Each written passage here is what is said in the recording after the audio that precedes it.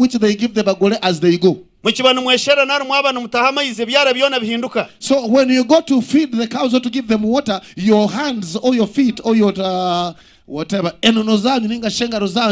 change. Hakaba hataha mwente kujuga nyekiro enti kibanijuga nitahe z'abantu nkayitwe hagire enti kujugira karta kwa traine kuyatumba konka mugiro ndebura. There used to be a cow amongst our cows. Whenever they would be coming home, it would start saying ba, and you look for that cow, you couldn't see it. Hakaba harumwe enyamashwa zengabi ezabahigi baye batarkwita. There used to be some impalas which the hunters couldn't kill. Hakaba harumwe nchwera enjoka yenchwera eyaberemezwe ngaga nebishaka mugongo. There used to be a python there which had some growth on its back. Ekabetura ne kumizberyo obwetar kwenda ngo bartahe nibagarkayo nebyo kutahisa. It used to keep that well. If it doesn't want them to fetch water, they go back home without water. Kuyabereshora nyekiro murshaha mukaga enteza barisa ezaberezteinergo zigenda zigitero hurani boroga ko kwenti teri bagiro. Whenever at midnight it would just get out, you hear the cow starting bleating as if they are fighting something.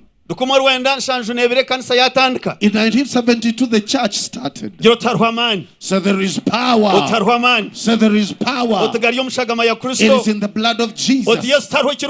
There is nothing which is hard for Jesus. And even what is in your place is hard for him. Stand on your feet and say, it cannot defeat him. In 1973 the church started. 1975 I went to church. I was 13 years old. Whenever I would be praying, that snake which had colors of black and white used to come and would kill it in the church. And a black one would come, would kill it in the church. And on Wednesdays, a snake would come in the church. We kill it in the church. Things would be speaking outside there. You hear people just making conversations. You look for them and you couldn't find them. We started praying. Those went. We prayed. The snake stopped coming in the church. We prayed. The people would get disappearing at night, stopped disappearing. My brother I follow was taken. They brought him in the morning. The sister of my auntie was taken. And they beat him through the night. Our cows would die off. In those stones, there has to be things which I cannot tell you and you understand. But the church took over. The church takes over. So the church must take over. Hallelujah. Amen. In this Ankole, there is a place they say there is a snake here, but it is a halfway snake. They would say that this is a leopard of the area, this is a snake of this area. Some would say that if you come at night, it escorts you. And when you come nearby your home, you don't say open for me. You say open for us. That's why you hear people say open for us. That saying came from being escorted by an animal. Now those animals became worshipping idols for people. And when the church entered into Ankole, it started taking over. Now when you go with Jesus, you are not escorted by a leopard. Hallelujah.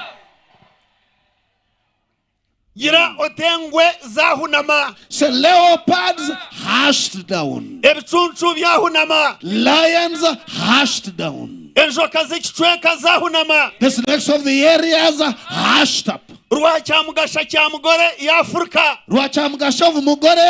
went away. The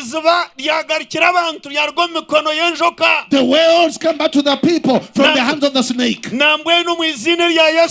even in the name of Jesus, I am going to call here people. When I speak something about you, you're going to come and stand here. We begin to take over in the name of Jesus. The church will best here and take over in Ankole. The snakes disappeared. The Holy Spirit came over me yesterday. What I speak, I know. God spoke to me last days. That he's so angered by a bull. He's angered by the church to being infiltrated by the church. Because now shrines are everywhere. In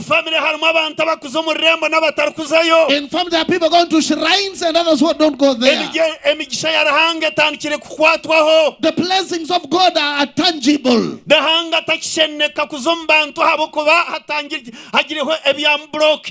God is no longer entering into the people because there are blockages.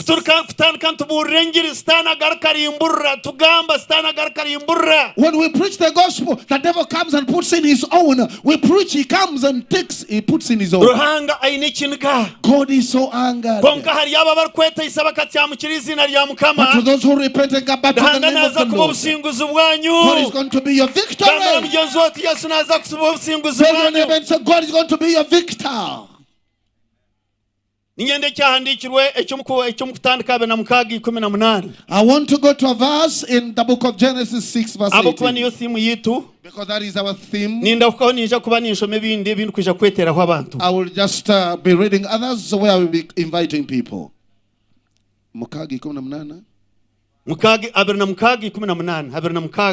26 verse 18 in the book of Genesis.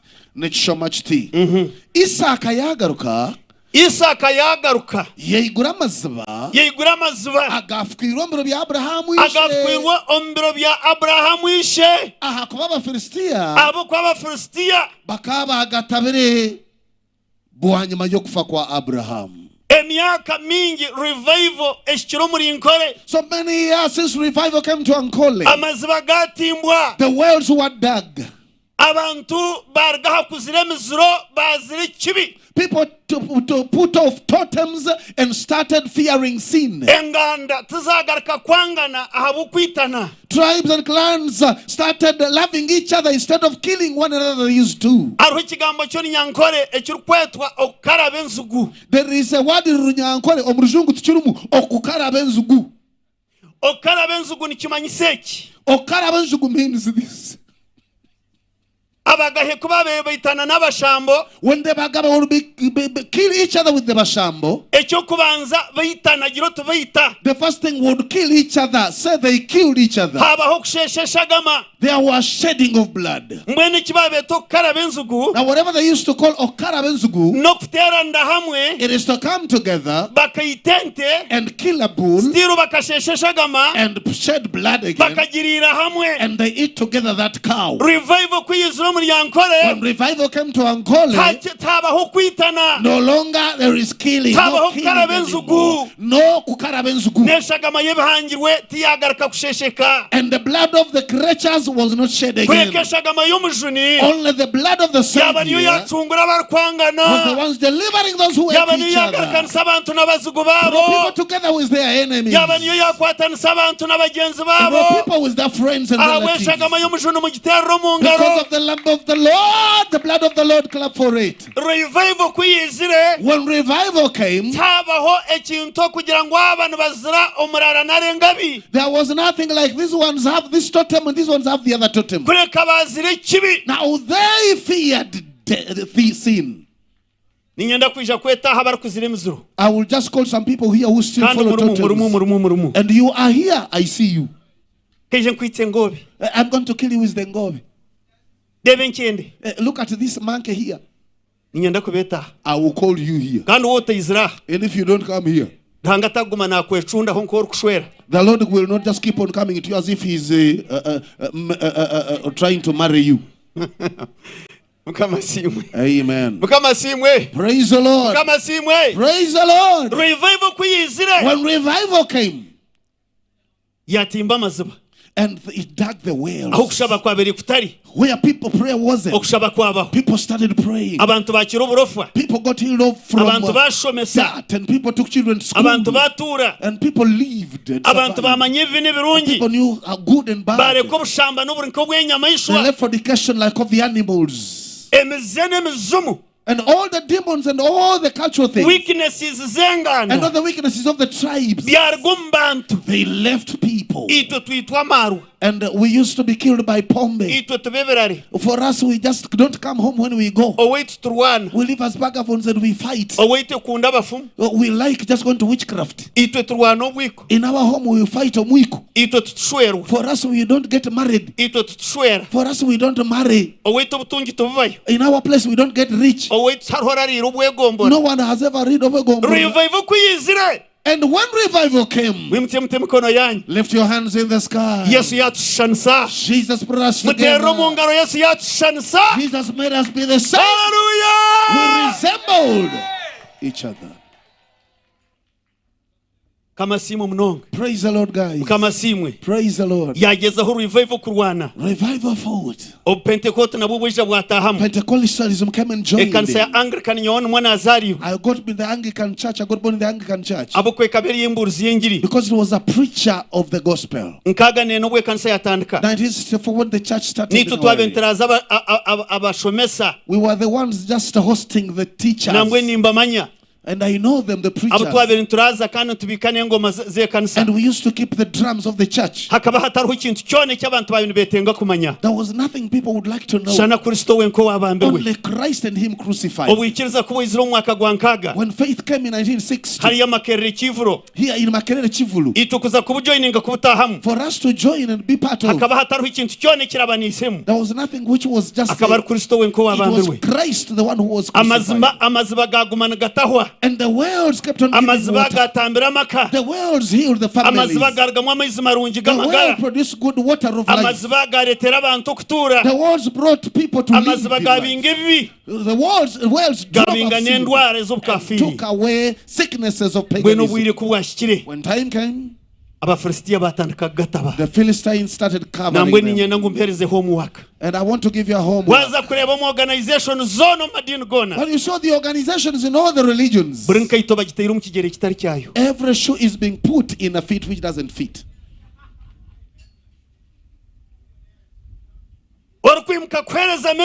Whenever someone stands up to give a message, and just cross legs the shoes.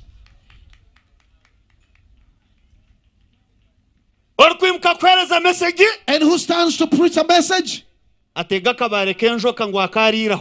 puts there like a stone in order to survive or get something.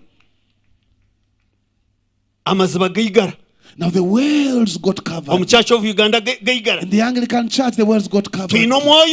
We have one spirit which covers the wells. That is what is called prosperity, wealth. The gospel died off. The foundation left off. The truth left. Because the church, instead of standing in the truth, they are there just to give money. Praise the Lord. Praise the Lord. Hallelujah. Amen. Hallelujah. Amina. The foundation did what? The foundation got dislocated. The Philistines covered the wells. Those prophets covered the walls. The Bashuas covered the wells. Whatever covered the wells with that. Those who dream evil dreams covered them. Those who don't belong to them covered the wells with that.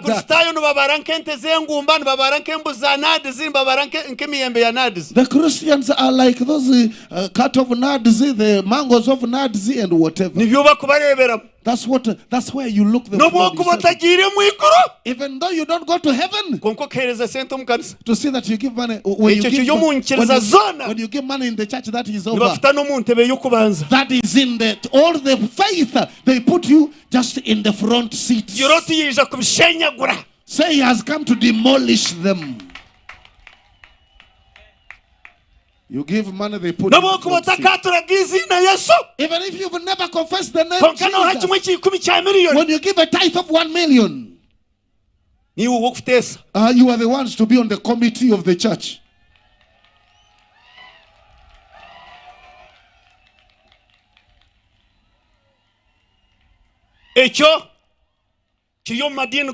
That one cross-cuts.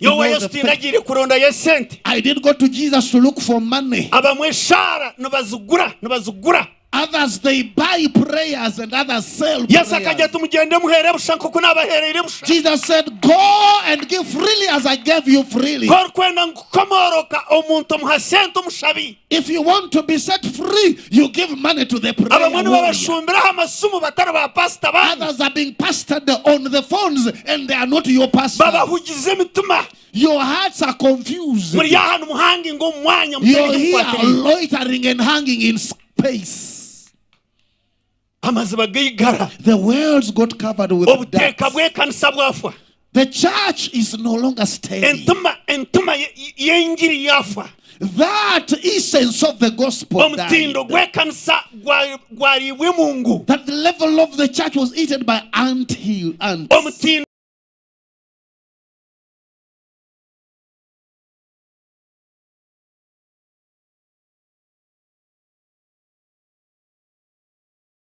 Standing on property things and whatever. Today, there are wells which are going to be redug in the name of Jesus. So there are wells which are going to be redug. In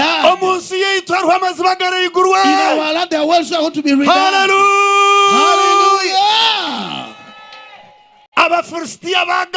Philistines covered them with dirt. Money covered them with dirt.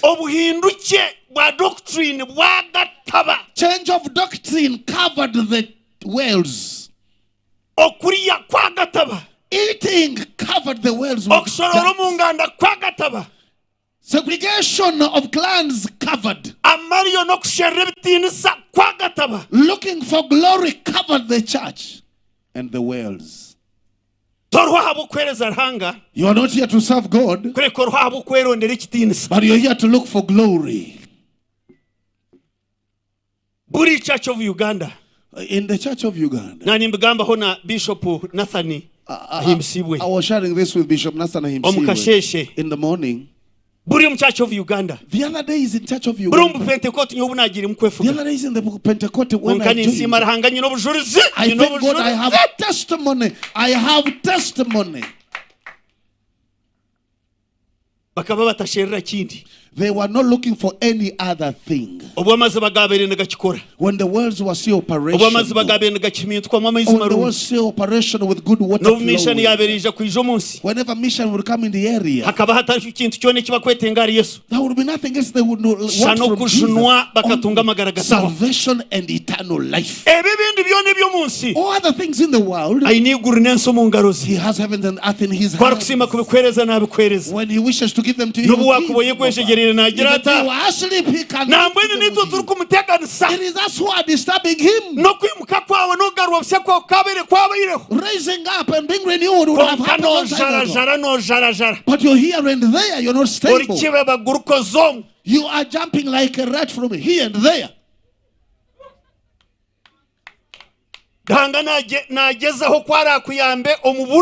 God looks for a way of how to help you, but he doesn't find you in the place. It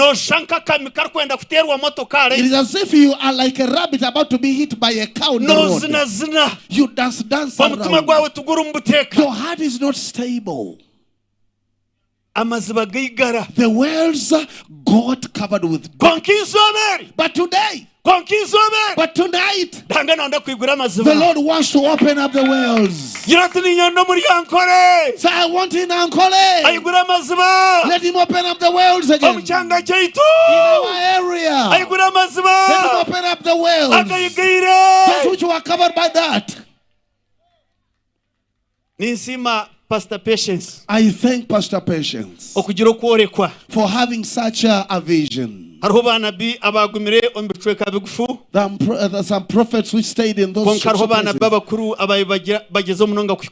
But there are some other prophets who used to get into the cities. The Lord bless you for giving you the vision to reach far. We have gotten visions, but we haven't taken it far.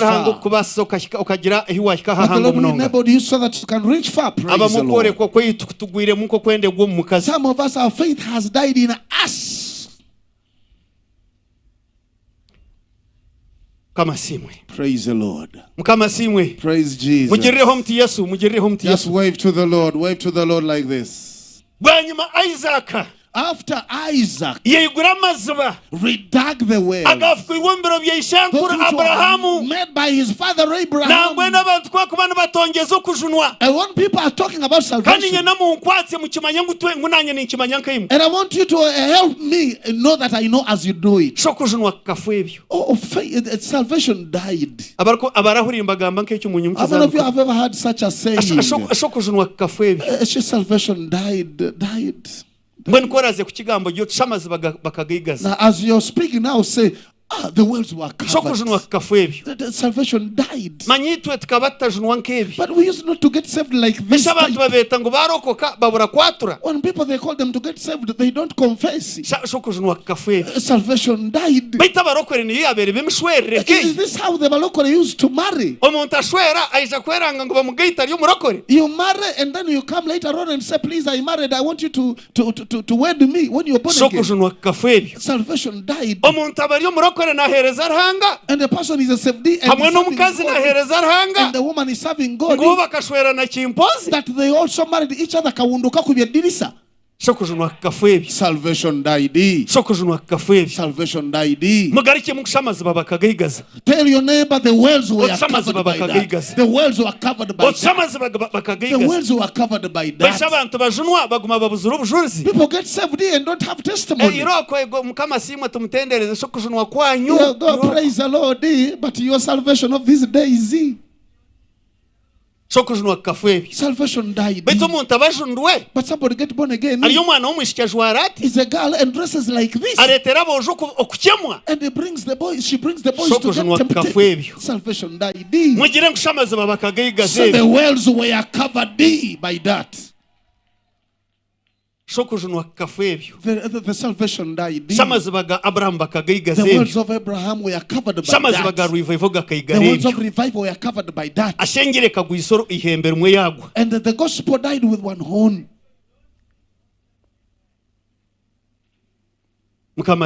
Praise the Lord. Praise Jesus. Hallelujah. Hallelujah. Hallelujah. Hallelujah. When the soldiers of the flesh are weakened, those ones who make you stand and suffer, whether you sleep in a bad place, whether you are beaten by a mosquito, whether you eat every food you see, when you still have the soldiers standing and strong, whether you are beaten by rain, whether you walk by foot just in snow, whether you just wash that, you bathe that water of the well, whether you eat water which is not baked or cooked, when you still have those soldiers strong, every sickness that comes to enter, they fight it and overcome it. They fight and overcome it. But when the soldiers of the flesh die, you start receiving sicknesses, infectious diseases of babies. The foods you used to eat, you no longer eat that food. You leave many things. Because you no longer have the other soldiers. And when the soldiers of the church I want you to give me my ideas. How many of you do I have here? How many of you do I have?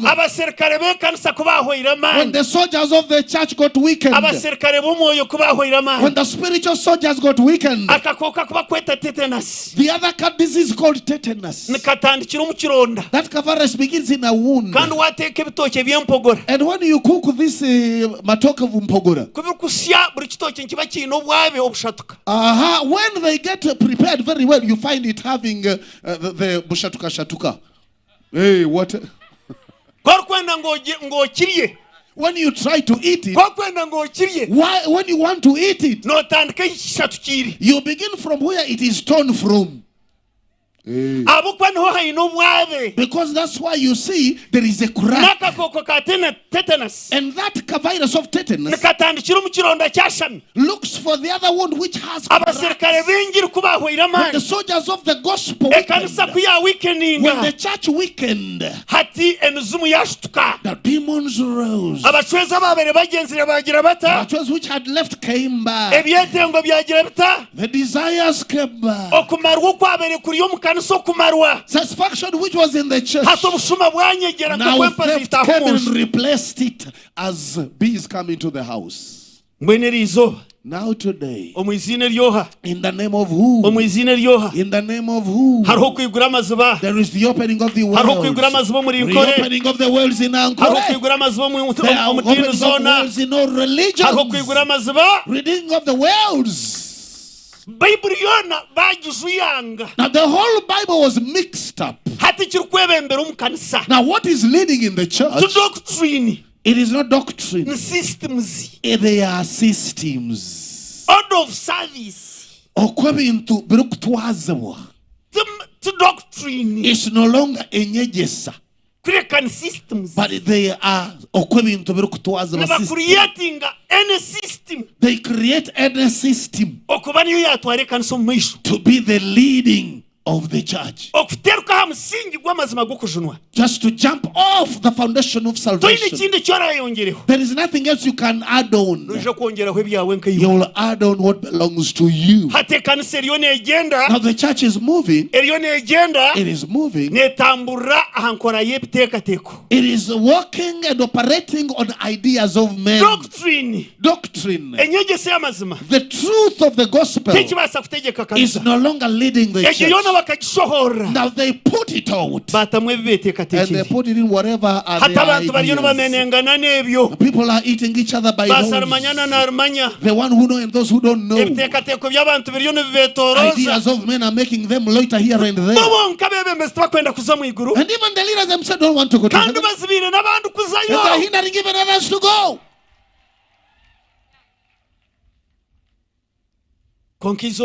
But tonight, this season, the Lord has brought this message that the wells of salvation will be reopened in Banyankole. Lift your hands and say, I am Munyankole. I want God to dig my wells again, to open my wells again. Things which make people tired up, and they don't have the truth of God in them, because they were looked up by men to be on the ladders of looking for property. When you are educated and you look for jobs and you don't get one, you begin a church.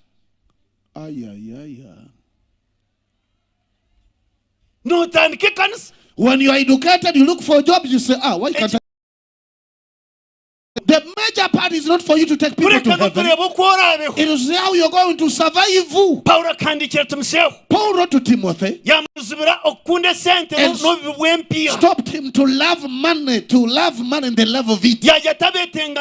So those who want, desire such a thing, they become poor. We didn't bring anything on earth here. There is nothing we are going to take out of it. If you have food and drink and rest, those one, let them be be enough to us. And if God wants to add on more, He can add on because of His grace. But the name of the Lord keeps on being. How many of you would like the name of God to be glorified? They cannot be glorified because of the money. They cannot be glorified because of going to witchcraft. They cannot be glorified because of going to witches. They cannot be glorified because of Jesus and Him alone. We want to wind up with this scripture here. 2 Corinthians chapter 10. We are going to read verse 4. 1 Corinthians chapter 10. And we're going to go to verse 4. And this is what it says. 1 Corinthians chapter 10. Bona bakanywa echokunywa kimwe ky'omwoyo. Abakorinso ba kabiri. Eshuri 10 mushorongo gwa kana. 2 Corinthians chapter 10 and verse 4. Yagamba nagira ati ngo mumanye ngo byo kurwanisa by'urugamba rwaitu tiby'abantu kureka neby'amana garahanga okushenye bwo. Hallelujah. Amina. Hallelujah. Amina. Ebyo kurwanisa byitu tiby'abaki. The weapons of our warfare are not for. They are of the power of who? To demolish what? I want you to think about that. That high place of worship in your area. We have sons of Mugore.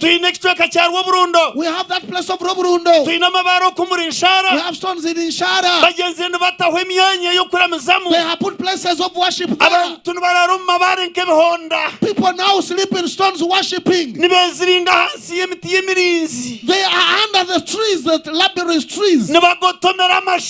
They just take on whatever, grass and the rest. But the weapons of our warfare. Hallelujah. Hallelujah. Lift your hands like this. Our weapons of our warfare is the power of who?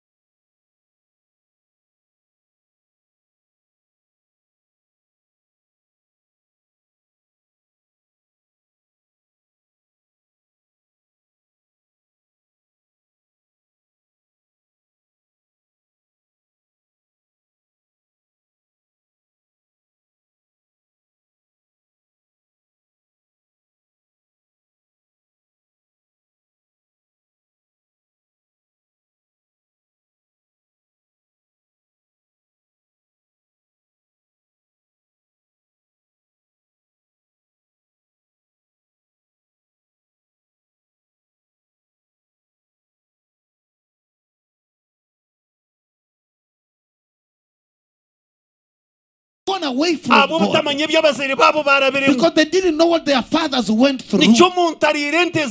That's why someone eats cows of his father as if he eats bananas, not knowing that his father suffered for them.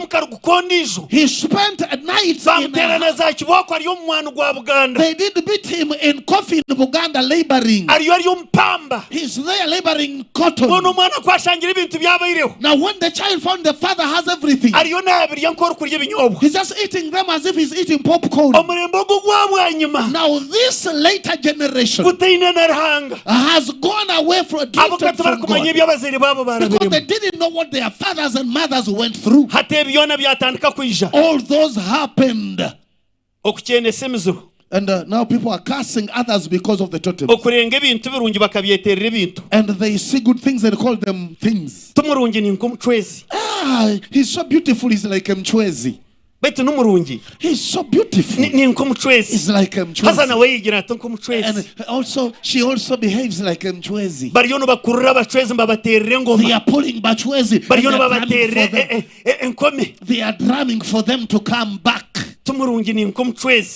She's beautiful like Mchwezi. To get their things and dedicate them to the devil. You kid, you are like the devil. You are devil. And when he's milking, let me milk you, you devil. When the hen just eats soap there, they cast out to the devils, they are eating my soap. When the woman doesn't prepare the bed early, and the man says, you devil, why don't you make the bed? Don't you know that I'm tired?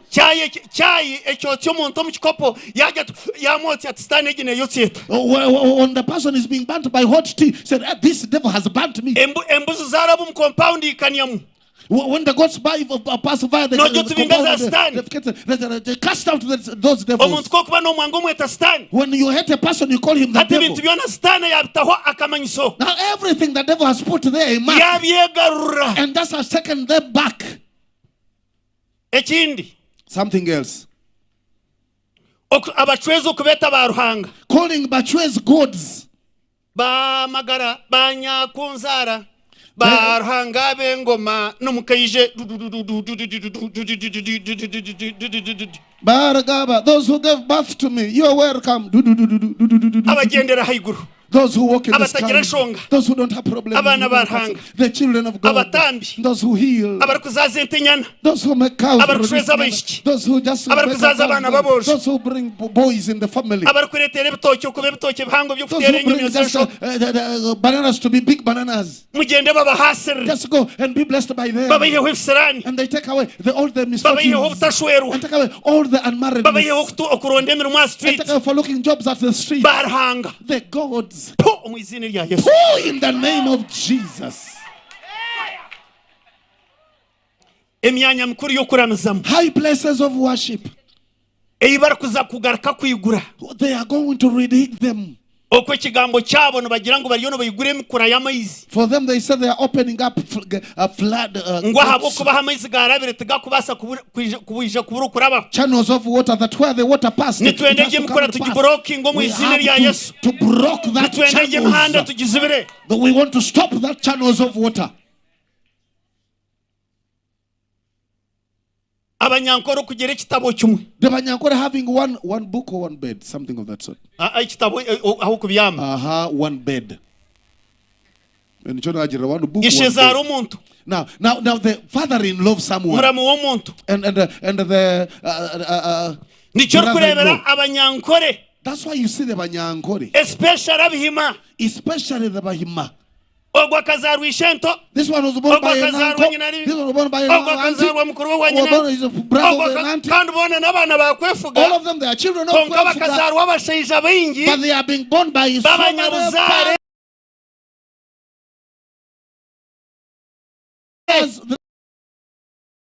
Relatives. Now the woman is not for one person, the whole clan goes to her. In speeches at the wedding places. Now we want to tell you, Naume, listen to this. If you were born by your father, you have come to heal this family. You have found it a big family. Don't make it a small one. If your brother-in-law comes just looking for the let him take the shirt to remove the shirt from the hang line. It means coming and sleeping with Naume. One bed. Revival started dying. Pride, haughtiness. I am a daughter of Bashambo. Don't you know that we are the Banyangoma?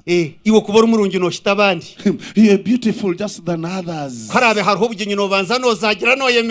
When there is a wedding, you first open, you let others pass. You don't look a place for yourself. Because you have that haughtiness. That beauty is going to fade like maize.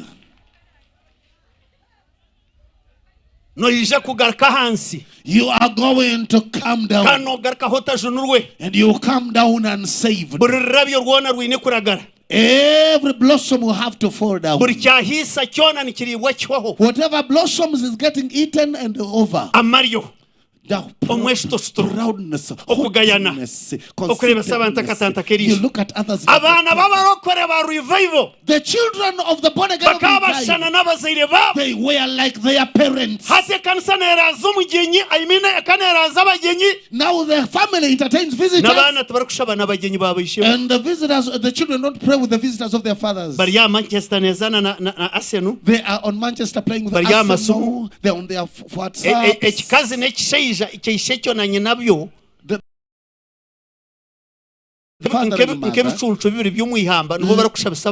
Like lions in the bush are the ones who are praying with the visitors. That is what is bringing revival to return. Now I want to call this someone who casts others with totems and to kita chira just be killed with a banke, just eat the murara which is whatever. I want you to come here. You curse using totems. Just be killed with what killed my father. Just come and stand here. You are born again, we know you. There is nothing will just get well in your place. Because you still cast people with totems. Be killed with the just be killed with what killed my mother. Come here. You want what killed your mother to kill others. You are a witch.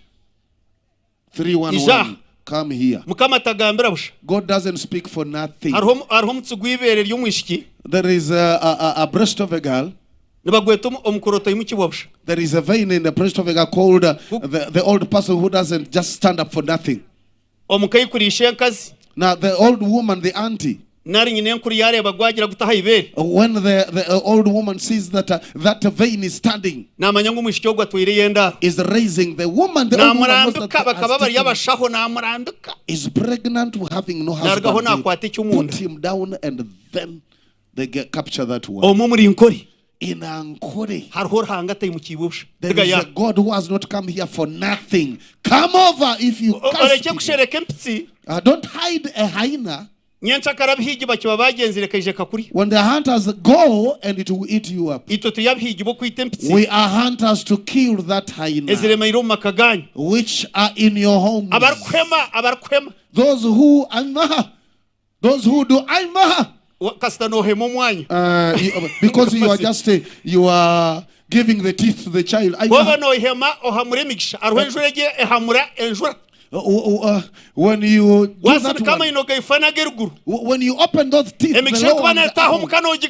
blessing which are entering into the home. Those who use teeth to curse others, come here. Those who do come here. You will be a very rich person. You have cast away with your teeth the blessings of God. You do every now and then. How are they going to come all to you? You are just killing them you kill them. How are the blessings come when you're cursing others? You still curse people with the totem of your clan. What is killing the tribe is your cursing other people. Be killed in God. Whatever. Eat a monkey. Go and also slaughter it and eat it. Come here. Those who make people eat monkeys. You throw them in the fireplace as the daughters of Bashamba. Those who call their children the devil. Now can the devil grow up and help the family? The guy just grows up is the devil. You call them the devil, they will tell you. If he kills, you know that he will kill by the devil. You don't hear me. Get out of my eyes, you devil. Can the devil just come in a home and take care of the orphans? After you make them lame, and then you say, you are the ones who have killed their hearts. Because the tongue bewitches. You wish to those children. You cut off the hands of your children. And you confuse their brains. You called them the devil.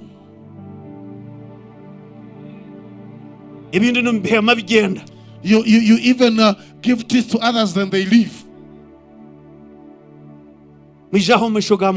Come before the Lord. The Lord doesn't save once. He wants to raise you like a sun rises. Today you're going to go back powerful. Miracles are going to happen in the name of Jesus. His authorities are in the right hand, he has in him there is Godhead. He died for us on the cross, our Savior. He became just someone to die for us, and he died for us on our behalf. He died a vicarious death on our behalf. He hung on the cross for our sins. He rose on the third day. The cherubims are surrounding him. He's on the throne above any other throne. He's on the throne of mercy. And the 24 creatures are worshiping. The 24 elders are shouting and giving glory to God. The Son of God overcame death at the grave. He put death and the stone left the tomb.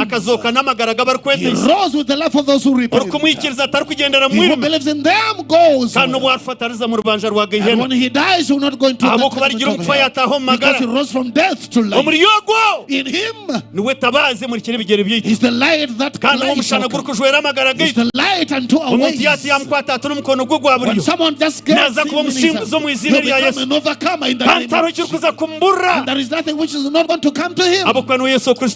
Because he's the Savior, Lord, who gives all. I want each every person who is here, in whatever I have said, repent unto God. And from now, when you repent, repentance means to leave, to quit and change. Your sins will be raised. And the days of renewal shall come from the Lord. Lift your hands and say, I want to be forgiven. Speak them to the Lord. I don't want to put the words in your mouth. I don't want to tell you what to pray for. You know where you're coming from when you're going. You know what is killing your family. You know the unrighteous which is on your tongue. You're not born again, but you didn't reach there. You have been on the way. But today, the grace of God has come over to you. Welcome Jesus. Welcome the Savior of the world. kubaho. Welcome everlasting life. Mwakiro garuka busya kwanyu. Welcome salvation. Reka nkore garike yake. Then you will let Ankole Reka nkore garike yangashane.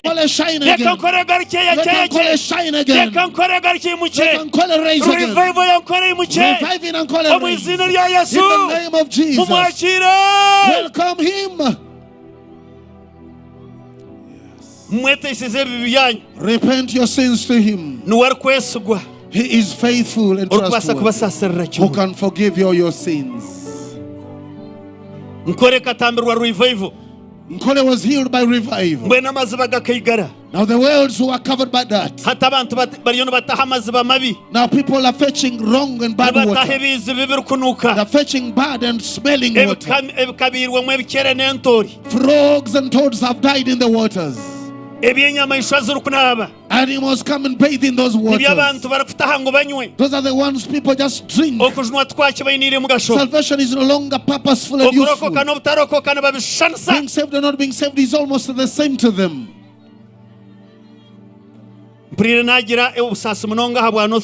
I felt pain. The land which was a preaching land of the gospel. Pastor Patience told us that when he went there, she found no 5 people, no 5 born again people in the city. Say, alas, that shouldn't happen in Ankole. Because this promise is ours. It is for our children. And our children of children. And to those far off called by the Lord, lift your hands and I pray with you. Father, I want to thank you for this day today. You are the God of these people. All these souls, they are humbled before you. A song says, Lord, speak and I will listen. I'm waiting to listen to you. I want to hear your voice to wash me clean. And the singer says, the voices are so many. They come and shout in my ears. They stop me from hearing. There have been so many voices which has been just shouting in our ears. And yours get lost in them. But today, your voice is being heard. I accept salvation. I accept transformation. And glorified be to you, God. In Jesus' name. And God bless you. And God renew you. From today, begin new life of those having the Spirit of God. God be with you.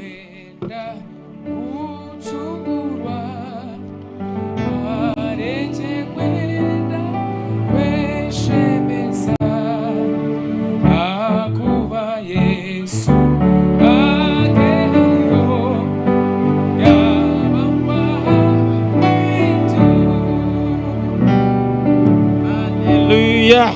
Amen. Praise the Lord. Let's clap our hands for the Lord really. Let's appreciate what the Lord has done through the people. Through Bishop Kwefuga. Uncompromising message. He has totally mentioned what corrupted revival. And I pray in the name of Jesus that we receive that grace to repent and we change and we embrace revival. May God bless you. Hallelujah. Amen. Today is a special day.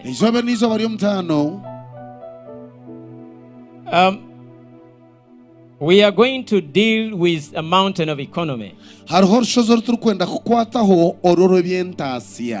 many believe that with me that we need to occupy that mountain of economy?